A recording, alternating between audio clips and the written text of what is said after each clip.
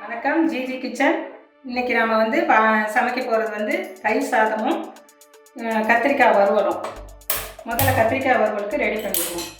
Oil வந்து ஒரு 4 spoon ஊற்றிக்கோங்க. 3-4 தேவைக்கேற்ப ஊற்றிக்கோங்க. கடுகு, உளுத்தம்பருப்பு, சீரகம் தாளிக்கிறதுக்கு போட்டிருக்கேன். கத்திரிக்காய் வந்து வறுவல் வந்து எல்லாம் கத்திரிக்காய் பிடிக்காதவங்க கூட விரும்பி சாப்பிட்ற அளவுக்கு இருக்கும் டேஸ்ட்டு.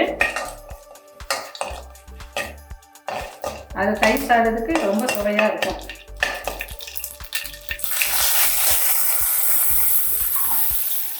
ஒரு 4 பெரிய கத்திரிக்காயை சின்ன சின்ன கட் பண்ணி போட்டுருக்கேன்.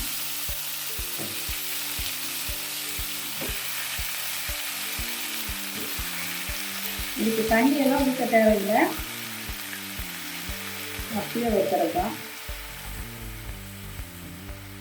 மஞ்சத்தூள் கொஞ்சம் போட்டுக்கோங்க.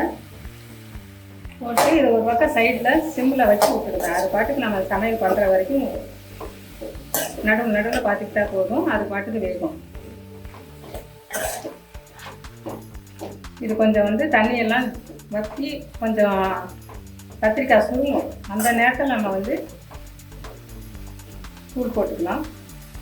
கத்திரிக்காய் ஒரு பக்கம் சிம்மில் இருக்கட்டும். அது ரெடி ஆகிறதுக்குள்ள நம்ம தயிர் சாதத்தை ரெடி பண்ணிடலாம்.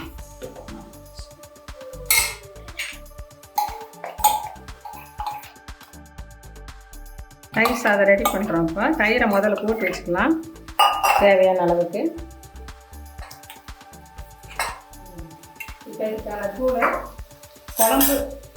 குழம்பு தூளும் மிளகாத்தூளும், குழம்புத்தூள் 1 ஸ்பூனு, மிளகாத்தூள் 1/2 ஸ்பூன் எடுத்து வச்சுருக்கிறேன். தேவையான அளவு உப்பு போட்டுக்கணும். இப்போ கேர்டு ஃப்ரைட் ரைஸுக்கு நம்ம ரெடி பண்ணிடுவோம். தாளிக்கிறதுக்கு தேவையான ஆயில் ஊற்றிக்கோங்க. ஒரு 3 ஸ்பூன் ஊற்றிக்கிறேன்.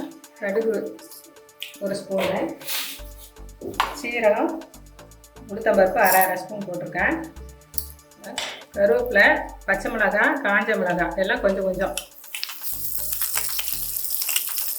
இஞ்சி சிறிதளவு, வேர்க்கடலை, வறுத்த வேர்க்கடலை.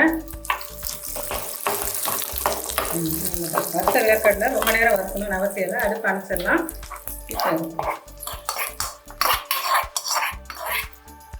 கொத்தமல்லி நல்லா கொஞ்சம் அப்படியே தூவி வச்சுக்கணும்.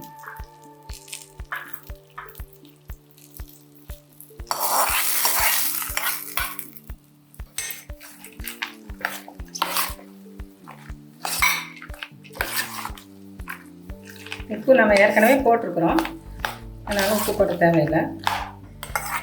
தயிர் சாதம் ரெடி ஆயிடுச்சு.